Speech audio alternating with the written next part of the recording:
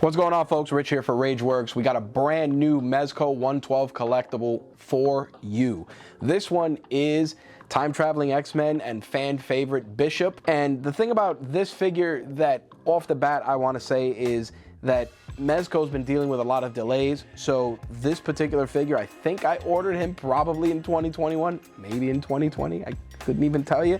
But we finally got it in hand and we're going to share it with you guys. As always, typical Mezco collector-friendly packaging. This one, unlike the usual Mezco packaging that has usually the insignia or the logo of the character, has actual full-color comic book inspired artwork. This reminds me of the old 90s style Marvel cards and how Bishop used to look. One thing that's glaringly sticking out as somebody who's read comic books forever is there's no artist signature. I don't know who drew this. It kind of bums me out, only because as somebody who appreciates good artwork, especially from the 90s era, Jim Lee X-Men is huge for me personally. Seeing Bishop in all his glory on this packaging and no credit to the artist is unfortunate. So if anybody is plugged in at Mezco and happens to know who the artist is, please let us know. We'd love to give that person some props on here, because it really is some great packaging, and it is a far departure from what we're used to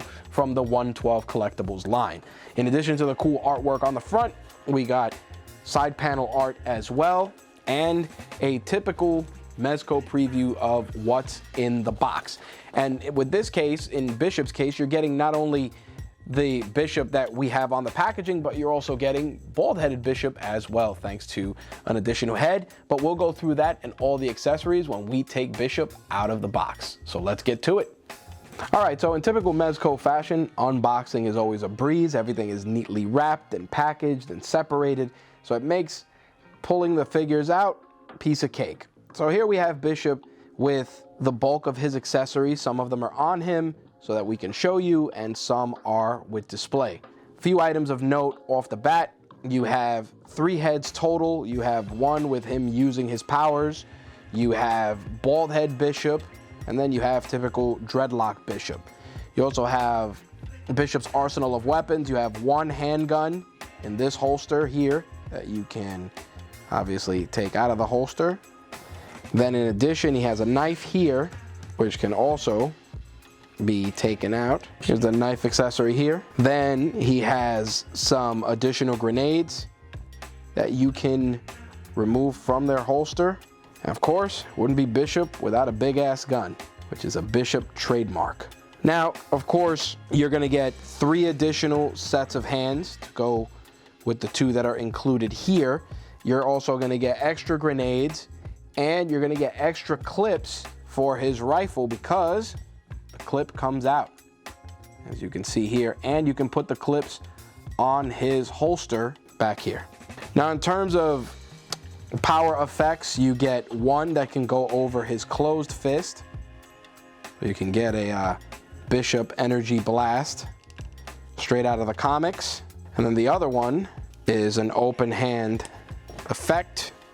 There you go. Those are the effects that you can use, one for the palm, the open palm hand, and a energy blast attack from the fist. Now, you're also gonna get a post-apocalyptic poncho, which is tattered, kind of reminds me of Spawn's cape a little bit. I feel that in terms of how you wanna put the poncho on Bishop, it's open to interpretation, only because there's no sort of Velcro attachments or anything like that. So if you want to kind of do some post-apocalyptic Mad Max action, you just wrap the poncho around. Probably one of the few low points for me personally in terms of that, because I mean, Bishop gets displayed with the poncho, but it just doesn't look right because it doesn't have any sort of attachments. While it is bendy, it does bend easily and can be shaped accordingly. I mean, if I hold him like this, he's Spawn. So there's that. But overall, I think it's a great representation of an iconic X-Men character. As always, when it comes to Mezco figures, they are Mezco's interpretation. Sometimes they're influenced by a particular design. In Bishop's case, he's more in line with the books and less than with the 90s television series, which obviously a lot of people love. Bishop with the mullet. I mean, everything else about this figure is top notch. The head sculpt is solid. The hair looks great. And I like the fact that they have so many little areas for you to put his additional weapons. He also gets a communicator as well that he can hold in hand.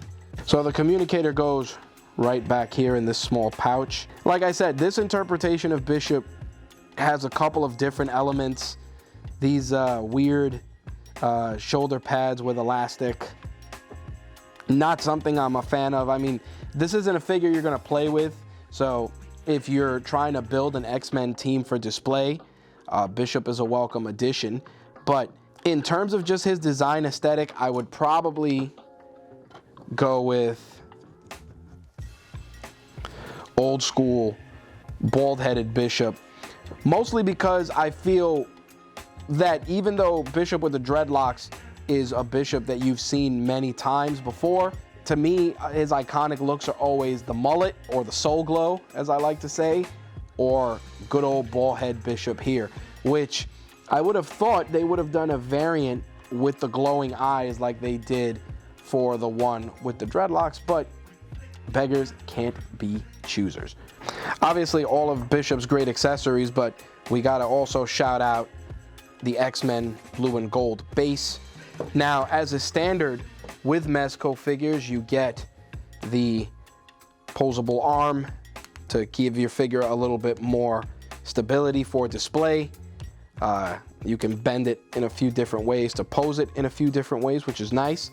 And it is clear, which is friendly for action figure photography, which I know some of my peers love very much. But this Bishop, given the fact that his boots are very clunky, he actually has articulation in the boots, and the boots are heavy, he stands with ease, which is very nice. And like I said, the included X-Men base is something you can't go wrong with. Now, the fine folks at Mezco sent this little baggie along with Bishop. I have no idea what it is, so let's open it together and see what other wonderful prizes got sent our way. What do we got here? Oh, look at this. We get a Stinkle pin. We get a Rumble Society sticker. We also get a sticker of Krieg 13, which we reviewed. Make sure to check out a video. We'll link to it. Little baggie, which is a micro Mezits. All right, we got, who's this little guy we got? Oh, look at that. Got this little dude with a bowler hat, probably from Rumble Society because they're the Skull Gang. So here we got this little Mezits that they included as well. So you get that, some stickers for Rumble Society, Gomez sticker, of course, and this Stinkle pin. All right, so that about concludes our review of the Mezco 112 Bishop. I like the attention to detail on this one. I would have liked mulleted, jerry curled Bishop head, but can't win them all. But I think that if you are someone who's looking to build a 112 X-Men assortment, this Bishop is definitely a welcome addition. I definitely feel that as Mezco continues to expand on their 112 line, they're adding a lot more smaller details than I can appreciate. Obviously, the grenades that can fit in the holster, the magazine that can come out of his rifle, all great bonuses. Plus, of course, the lighting, the effects that are included with Bishop are definitely something that I personally like when Mezco includes in their figures. I think it's a nice touch, and we need to see more of that. Overall, again, great figure. You can find it on Mezco's website. We'll make sure to include links in the video notes, and of course, you can pick one up at your local retailers as well. Definitely support them because they need all the help they can get. If you enjoyed this video, please take a moment, hit that thumbs up button, and if you have any questions, leave them in the comments. Thanks for watching, guys. We'll see you in the next one. Peace.